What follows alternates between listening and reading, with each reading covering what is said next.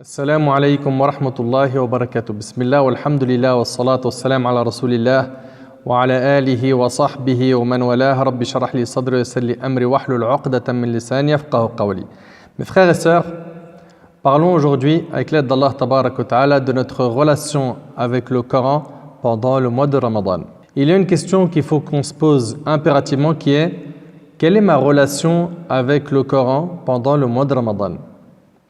Nombreux sont ceux et celles qui ont délaissé le Coran, alors que le Coran doit être notre compagnon partout et à tout moment, pendant et après le mois de Ramadan. Certains, hélas, lisent le Coran que pendant Ramadan et après Ramadan, il n'y a plus rien.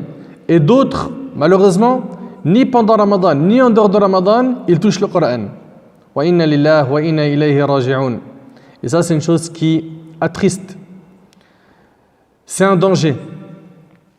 C'est un danger, pourquoi? Parce que si tu n'as pas de relation avec le livre d'Allah Tabarak wa Ta'ala, comment veux-tu être meilleur? Comment veux-tu t'améliorer? Cheminer spirituellement correctement? Comment veux-tu pratiquer avec une bonne compréhension de ton dîn, toi qui es loin du Coran? Allah Tabarak wa Ta'ala dans Sourate Al-Furqan a dit dans la sourate 25, verset 30, وقال الرسول يا رب إن قوم اتخذوا هذا القرآن مهجورا. Et le messager a dit: Seigneur, mon peuple a pris le Coran pour une chose délaissée. Allahu Akbar. Le prophète sallallahu alayhi wa sallam se plaint à Allah que son peuple a délaissé le Coran. Qui se plaint? Rasulullah sallallahu alayhi wa sallam. Celui qui s'éloigne du Coran, qu'il sache qu'il est en danger. Parce que dans le hadith d'Abu Malik al-Ash'ari radiyallahu anhu, le prophète sallallahu alayhi wa sallam a dit: le Coran est un argument pour ou contre toi, rapporté par un musulman. Est-ce que le Coran sera un argument pour toi? Est-ce que le Coran va intercéder en ta faveur le jour du jugement? Quelle est notre relation avec ce livre? Nombreux sont ceux qui ressentent qu'ils n'ont plus la force ni le plaisir à lire le livre d'Allah Azza wa Jal. Nombreux sont ceux qui se démotivent. Nombreux sont ceux qui n'arrivent pas dans leurs 24 heures à bloquer un créneau pour le Coran. Cela est dû à la dureté de leur cœur, au manque d'entretien de leur cœur. Ils se sont petit à petit éloignés de leur dîn. On les invite à revenir vers Allah subhanahu wa ta'ala, à se repentir sincèrement. Mes frères et sœurs, le Coran a eu un impact énorme sur les polythéistes de la Mecque au point où un jour, et cela est rapporté par l'imam al-Bukhari selon Ibn Abbas radiyallahu anhuma, le prophète sallallahu alayhi wa sallam s'est prosterné. Après avoir récité Surat al-Najm, les musulmans se prosternèrent avec lui et les mouchriquines, les polythéistes, en firent de même. Le Coran a de l'impact, mais encore faut-il l'écouter avec une oreille attentive. Est-il normal que les polythéistes de la Mecque, ceux qui adoraient les statues, ont connu la valeur du Coran, même si un grand nombre d'entre eux ne se sont pas soumis à Allah subhanahu wa ta'ala? La parole d'Allah tabarak wa ta'ala a de l'effet. Hélas, on ne ressent plus la valeur du Coran. Pour beaucoup d'entre nous, c'est un livre qui va décorer le meuble, qu'il faut impérativement avoir à la maison puisqu'on est musulman. Et puis, l'ouvrir, s'il y a une occasion, un décès, certains vont l'ouvrir, à croire que le Coran ne s'ouvre que dans ces occasions, sans compter que cette occasion est un sujet de divergence. Est-ce qu'on a le droit de lire le Coran pour les morts ou non? D'autres vont ouvrir le Coran que pendant Ramadan. Et en fait, ce qu'il faut, c'est arrêter d'être un saisonnier. Adorer Allah Tabarak wa Ta'ala par saison. Pendant Ramadan, on renoue nos liens avec le Coran, avec les prières, dhikr, la famille, etc. Après Ramadan, il n'y a plus rien. Mais s'il n'y a plus rien après Ramadan, il faut que tu te poses 1000 questions. Tu es rentré dans cette école qui est l'école de Ramadan pour sortir fort, pour te ressourcer, pour repartir sur de nouvelles bases. Sachez que le Coran a eu tellement d'effets qu'il a touché les djinns.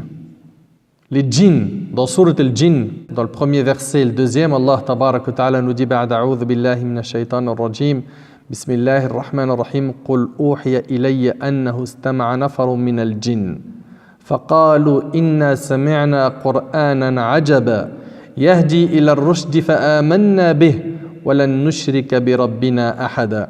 Dit: il m'a été révélé qu'un groupe de djinns prêtèrent l'oreille, puis dirent: nous avons certes entendu une lecture, celle du Coran, une lecture du Coran merveilleuse. Allahu Akbar. Les djinns ont été touchés par la lecture du Coran. Et ils dirent, nous y avons cru et nous n'associerons jamais personne à notre Seigneur. Ce Coran, s'il avait été révélé sur une montagne, elle aurait fondu par crainte d'Allah tabarak wa ta'ala. Allah Azza wa Jal nous dit dans Sourate Al-Hashr, Sourate 59, verset 21, لو أنزلنا هذا القرآن على جبل لرأيته خاشعا متصدعا من خشية الله. Si nous avions fait descendre ce Coran sur une montagne, le Coran il aurait été révélé sur une montagne, qu'est-ce qui serait passé? Tu l'aurais vu s'humilier et se fendre par crainte d'Allah. Ça veut dire que la montagne, qui n'est qu'une pierre, aurait ressenti quoi? La valeur du Coran. Et hélas, un grand nombre de musulmans aujourd'hui ne le lisent pas, ne l'ouvrent pas, ils ne connaissent pas la langue arabe, ils n'ont pas de contact avec le Coran, ils savent que c'est le livre des musulmans et stop. Et ça fend le cœur. Wallahi, ça déchire le cœur. Mes frères et sœurs, le Coran est magnifique. Le Coran est plein de trésors. Le Coran est un guide. Le Coran, c'est ce qui nous montre comment se comporter envers les gens, envers Allah Ta'ala, envers la sunna du bien-aimé sallallahu alayhi wa sallam. Le Coran, c'est un guide pour nous. Et pendant Ramadan, tu dois renouer un lien très fort avec le Coran et le garder tout au long de ta vie. Il faut à tout prix que nous passions beaucoup de temps dans la lecture du Coran pendant le mois de Ramadan. Si on regarde un petit peu comment étaient nos ancêtres, rahimahumullah, on s'aperçoit qu'ils ont investi tout leur temps dans la lecture du Coran pendant le mois de Ramadan. L'imam al-Zuhri, rahimahullah, il disait, quand le Ramadan commençait, il s'agissait pour nous du mois où l'on nourrissait les gens et on lisait le Coran. Voilà. On va nourrir les gens, on va donner à ceux qui sont dans le besoin, et quoi? Et on va lire le Coran. L'imam Malik, rahimahullah, lorsque le Ramadan arrivait, il arrêtait ses cours de religion, ne lisait plus rien afin de se consacrer entièrement au Coran. Al-Aswad ibn Yazid lisait le Coran en entier pendant le Ramadan tous les 2 jours. C'est-à-dire tous les 2 jours, il avait une clôture du Coran. Les 600 pages étaient lues. Tous les 2 jours. Ça fait pendant le mois 15 clôtures du Coran. T'imagines un petit peu? Nous, il y en a parmi nous, ils n'ont jamais lu le Coran en entier. Et ils n'ont pas cet objectif de le lire en entier. Cette histoire que je viens de vous citer est dans Siyar A'lam al-Nubala et la plupart de ce que je vais vous dire est dans Siyar A'lam al-Nubala de l'imam al-Dhahabi. Al-Walid ibn Abd al-Malik, il lisait 17 fois le Coran en entier pendant Ramadan. Qatada, rahimahullah, il lisait le Coran en entier une fois tous les 3 jours. Et dans les 10 derniers jours de Ramadan, il le finissait une fois par jour. Ça donne 17 clôtures du Coran pendant le mois de Ramadan. Et en dehors de Ramadan, il finissait le Coran une fois par semaine. Ce qui fait qu'il lisait le Coran 60 fois par an. 60 fois par an. T'imagines, un parmi nous, il ferait ça. Pendant 40 ans, ça ferait quoi? Ça ferait 2400 clôtures du Coran. Allahu Akbar. Moussa ibn Muawiyah, il terminait le Coran chaque jour. Et ça donne quoi? 30 clôtures du Coran pendant le mois de Ramadan. L'imam al-Bukhari, pareil. Une fois par jour, il clôturait la lecture du Coran en entier. Et après la prière de Tarawih, il lisait un tiers du Coran, ce qui donne 40 lectures complètes pendant le mois de Ramadan. Allahu Akbar. L'imam al-Shafi'i, et ça vous le retrouvez dans Siyar A'lam al-Nubala de l'imam al-Dhahabi, il lisait le Coran 2 fois par jour pendant Ramadan. Ça fait 60 clôtures du Coran pendant le mois de Ramadan. Allahu Akbar. Ma question, combien de fois l'avons-nous lu dans notre vie? Je ne vais pas dire pendant Ramadan. Dans notre vie. Ne me dis surtout pas, je ne connais pas l'arabe. Ce n'est pas une raison. Aujourd'hui, ce n'est pas une raison. Pourquoi? Il y a plein de moyens d'apprendre la langue arabe, même en ligne.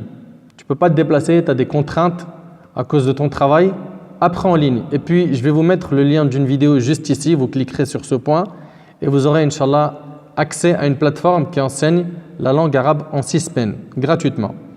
Muhammad ibn Zuhair ibn Muhammad ibn Umayr a dit: mon père nous réunissait chaque jour pour assister à l'achèvement de sa lecture 3 fois. 3 fois par jour. Allahu Akbar. C'est-à-dire qu'il clôturait le Coran 90 fois pendant le mois de Ramadan. 3 fois par jour, 1800 pages par jour. Et nous, on a du mal à lire un juz, 20 pages par jour, ou même un hizb, 10 pages. C'était aussi le cas de Ahmad ibn Ata al-Baghdadi qui lisait 90 fois le Coran pendant le mois de Ramadan. Tout ça, c'est dans Siyar A'lam al-Nubala de l'imam al-Dhahabi. Ahbab al-Kiram, je vais vous citer un hadith qui montre comment nos ancêtres aimaient le Coran. Ce hadith, il est rapporté par l'imam Ibn Majah, il est impressionnant. Wallahi al-Azim, il est impressionnant. Le prophète sallallahu alayhi wa sallam a entendu que l'un de ses compagnons, Abdullah ibn Amr ibn al-As, radiyallahu anhu an jami' as-sahaba, avait lu tout le Coran entier en une seule nuit. Et c'était un adorateur parmi les compagnons. Le prophète sallallahu alayhi wa sallam est parti le voir et il lui a dit « J'ai entendu que tu avais lu le Coran en une seule nuit. » En une seule nuit, il l'a lu entièrement. Et le prophète sallallahu alayhi wa sallam lui dit « Et j'ai peur qu'au fil du temps, tu commences à t'enlacer. » Là, le prophète sallallahu alayhi wa sallam lui dit quoi? De le clôturer en plusieurs jours. Pourquoi? Parce qu'en une nuit, il peut s'enlacer. Qu'est-ce que lui a répondu ce compagnon? Il lui a dit « Ô messager d'Allah, laisse-moi profiter de ma force et de ma jeunesse. » Vous entendez, vous les jeunes, comment les compagnons profitaient de leur jeunesse? Aujourd'hui, quand on dit le mot « profiter de la jeunesse », on entend quoi? Tout de suite, lunettes de soleil, plage, jet ski, ambiance haram, ahwal, etc. Là, regardez. Il profite de sa jeunesse en se rapprochant d'Allah. Le prophète sallallahu alayhi wa sallam lui proposait de le finir en un mois, c'est-à-dire lit le Coran entier une fois dans le mois. Mais le compagnon reprit en lui disant « Ô messager d'Allah, laisse-moi profiter de ma force et de ma jeunesse. » Allahu Akbar. Le prophète sallallahu alayhi wa sallam lui a dit « Finis-le alors en 10 jours. » Et le compagnon de reprendre « Laisse-moi profiter de ma force et de ma jeunesse. » Le prophète sallallahu alayhi wa sallam lui proposa alors de finir le Coran en 7 jours. Mais Abdullah ibn Amr ibn al-As radiyallahu anhuma a dit « Ô messager d'Allah, laisse-moi profiter de ma force et de ma jeunesse. » Et le prophète sallallahu alayhi wa sallam refusa qu'il le lise en moins d'une semaine. Après, pour ce qui est du mois de Ramadan, les savants disent que c'est assez particulier, c'est pour cela que beaucoup de nos ancêtres le lisaient une fois par jour, voire 2 fois par jour. Nous avons besoin de lire un maximum de Coran pendant ce mois, de méditer le Coran et de faire couler nos larmes à la lecture des versets, de faire frémir notre peau par la lecture du Coran. Et sachez qu'en faisant cela, on gagnera beaucoup. Ouvrez vos cœurs afin d'accueillir ces quelques hadiths qui nous motiveront à nous attacher plus au Coran. Selon Ibn Mas'ud radiyallahu anhu, le prophète sallallahu alayhi wa sallam a dit « Celui qui lit une seule lettre du Coran s'inscrit une bonne action. » Et écoutez bien, et la bonne action a 10 fois sa récompense. C'est-à-dire une lettre du Coran, c'est 10 bonnes actions. T'imagines? C'est-à-dire sur une page que tu vas lire de Coran, ce sont des milliers de bonnes actions. Sur la clôture de Coran complète, c'est des millions de bonnes actions. T'imagines? On parlerait de millions d'euros. Tu lirais combien de sourates, combien de pages par jour? Mais pourquoi, subhanallah, on est plus attiré par le matériel, par l'euro, que par les bonnes actions?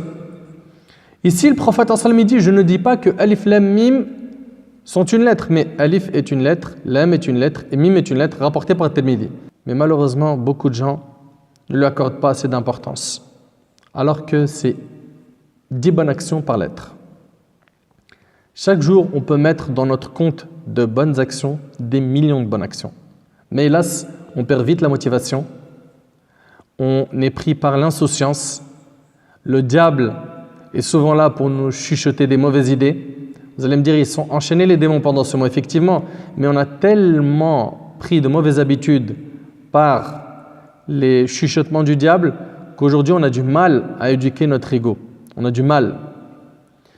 Et c'est une occasion en or le mois de Ramadan. Pourquoi? Pour devenir quelqu'un de meilleur, pour se racheter, pour demander pardon à Allah subhanahu wa ta'ala. Sur terre, les gens on les voit chercher tout type d'assurance. Assurance maladie, assurance vieillesse, l'assurance pour l'appart, pour la voiture, en disant imagine je fais un accident, imagine la voiture elle est brûlée, imagine, plein d'imagines. Il faut que je sois assuré. Ça c'est ce qu'on entend. Pour le voyage de l'âme après la mort, sache qu'il nous faut plusieurs assurances. Une assurance pour les dangers de la tombe, de l'attente des 50 000 ans, le jour du jugement, pour la balance, pour le sirat. Et en fait, il n'y a qu'une assurance qui peut nous protéger de tous ces dangers, c'est d'avoir une bonne relation avec Allah tabaraka wa ta'ala. Et le livre d'Allah est un moyen de se ressourcer, de se purifier, d'être meilleur. Bouraïda radiallahu anhu dit qu'il a entendu le prophète sallallahu alayhi wa sallam dire: le Coran se présentera au jour de la résurrection à celui qui lui tenait compagnie sous les traits d'un homme au teint blanc, et dira à celui qui l'aura maîtrisé: me connais-tu? L'homme lui dira: non, je ne te connais pas. Le Coran lui dira: je suis celui qui te donnait la soif et t'empêchait de dormir la nuit. Allahu Akbar. Est-ce qu'on se reconnaît dans cette soif et dans ces veillées? Le Coran doit être avec nous tout le temps. Et regardez ce qu'il va lui dire. Le Coran va lui dire: certes, tout commerçant veille sur son commerce, et aujourd'hui je veille sur toi à la manière du commerçant. Allahu Akbar. T'as vu le commerçant, comment il a peur pour son business, comment il fait tout le temps les comptes? Il fait très attention à ne pas perdre, et il fait aussi surtout attention à bien gagner. Parce que s'il a gagné léger, il fait les comptes le soir, il dit: aujourd'hui j'ai gagné mais j'aurais pu faire mieux. Aujourd'hui je veille sur toi à la manière du commerçant. C'est alors que ce mémorisateur du Coran, on lui donnera la royauté à sa main droite et l'éternité à sa main gauche. Il sera orné d'une couronne de dignité sur sa tête, et ses pères et mères recevront 2 habits plus précieux que la terre et son contenu. Et les parents diront: ô maître, ceci nous appartient? On leur dira: oui, en raison de l'enseignement du Coran que vous aviez fait dispenser à votre enfant, rapporté par Ahmad ibn Majah et d'autres. Qu'est-ce que tu en penses? Imagine-toi, mon frère, ainsi que toi, ma sœur, que ça, c'est seulement pendant que tu sors de la tombe. Mais sache que ça ne s'arrête pas là. Le Coran vient aussi intercéder en faveur de celui qui le lisait assidûment. Imagine que tu es dans un travail, que tu vas te faire virer, et qu'une personne vienne intercéder en ta faveur, en disant beaucoup de bien sur toi et en te défendant sur des maladresses qui ont pu venir de toi, ou sur des actes qui ont été mal compris, mal interprétés que tu as fait, et que cette personne-là vienne et dise: tu es quelqu'un de qualité, tu es une bonne personne, et il rappelle toutes les bonnes choses que tu as faites. À quoi ressemblera ta joie? Imaginez que le jour du jugement, ce n'est pas un être humain qui viendra dire à Allah subhanahu wa ta'ala: fais-le entrer au paradis, mais c'est le Coran. C'est le Coran. Bien sûr, il y a des conditions: que tu lises beaucoup, que tu sois fermement attaché au livre d'Allah tabarak wa ta'ala, que tu l'apprennes. Abu Umama radiallahu anhu rapporte: j'ai entendu le messager d'Allah sallallahu alayhi wa sallam dire: lisez le Coran, car il viendra le jour de la résurrection comme intercesseur pour les siens. Pour les siens, rapporté par Muslim. De même, Abdullah ibn Amr rapporte que le prophète sallallahu alayhi wa sallam a dit: le jeûne et le Coran intercéderont en faveur de leur auteur. Le jeûne dira: Seigneur, je l'ai empêché de manger et de boire en journée, laisse-moi donc intercéder en sa faveur. Et le Coran dira: ô Seigneur, je l'empêchais de dormir la nuit, laisse-moi donc intercéder en sa faveur, et ils intercéderont. Allahu Akbar. Ce hadith est rapporté par l'imam Ahmad. Ne soyons donc pas feignants. Il faut qu'on ait un rythme avec constance. Et pendant ce mois, ce n'est pas un sprint. C'est-à-dire que c'est une course où il est demandé d'être constant et de tout donner à la fin du mois de Ramadan, car il y a les 10 dernières nuits qui contiennent, comme vous le savez, la nuit du destin qui est meilleure que 1000 mois. Pendant le mois de Ramadan, essaye de ne pas dormir avant avoir le minimum, toi qui sais lire un juz 20 pages. Répartis ces 20 pages sur tes 5 prières, en lisant après chaque prière 4 pages. C'est jouable. Et si jamais tu as été empêché, après une prière, de lire tes 4 pages, rattrape-les dans la prière suivante. Et écoutez avec moi ces 2 hadiths. Selon Aïcha radiallahu anha, le prophète sallallahu alayhi wa sallam a dit, et ça doit motiver ceux qui ont du mal à lire fluidement, ceux qui lisent mais avec difficulté. Le prophète sallallahu alayhi wa sallam a dit: celui qui lit assidûment le Coran et qui excelle dans sa lecture sera avec les nobles anges messagers qui ne font qu'obéir à leur Seigneur. Et celui qui lit péniblement le Coran et en hésitant dans sa lecture aura 2 récompenses. L'une pour sa lecture, quelle qu'elle soit, et l'autre pour ses efforts en dépit des difficultés. Allahu Akbar. Cela ne signifie pas qu'il recevra une récompense plus grande que la personne qui lit rapidement. La gratification de cette dernière sera plus importante puisqu'elle sera admise dans la compagnie des anges. Et donc là, il faut retenir ça. C'est que la personne qui lit en hésitant avec des difficultés, elle a 2 récompenses, c'est énorme. Ce hadith, il est rapporté par Bukhari et Muslim. Et puis le minimum, c'est que tu écoutes le Coran pendant le mois de Ramadan. Je ne sais pas lire. N'écoute pas de musique, arrête. Arrête avec les téléréalités. Arrête avec tous ces poisons qu'on s'injecte et qui ne font que nuire à notre cœur. Au moins écoute le Coran, mais je le comprends pas, c'est pas grave, c'est un bon début, tu as des récompenses. D'après Abu Hurayra radiyallahu anhu, le prophète sallallahu alayhi wa sallam a dit, celui qui écoute un verset du livre d'Allah, cela lui est inscrit comme une bonne action multipliée. Et celui qui le récite, il sera pour lui une lumière au jour de la résurrection, rapporté par l'imam Ahmad. Cette communauté ne retrouvera sa fierté et sa force que lorsqu'elle reviendra fermement au livre d'Allah tabaraka wa ta'ala. Notre fierté reviendra lorsqu'on lira le Coran, qu'on le mettra en pratique, qu'on s'écartera de ses interdits, qu'on mettra en pratique les obligations qui ont été imposées par Allah et son messager. Faisons les efforts nécessaires pendant ce mois en nous attachant au maximum au Coran et qu'Allah tabaraka wa ta'ala fasse que le Coran soit notre guide, qu'Allah azza wa jal fasse qu'on s'attache plus au Coran pendant le mois de Ramadan et pendant tout le reste de nos jours. أسأل الله سبحانه وتعالى أن ينفعني بما قلت وأن ينفعكم بما سمعتم هذا ما أعلم والله عز وجل أعلى وأعلم سبحانك اللهم بحمدك أشهد أن لا إله إلا أنت أستغفرك وأتوب إليك وآخر دعوانا أن الحمد لله رب العالمين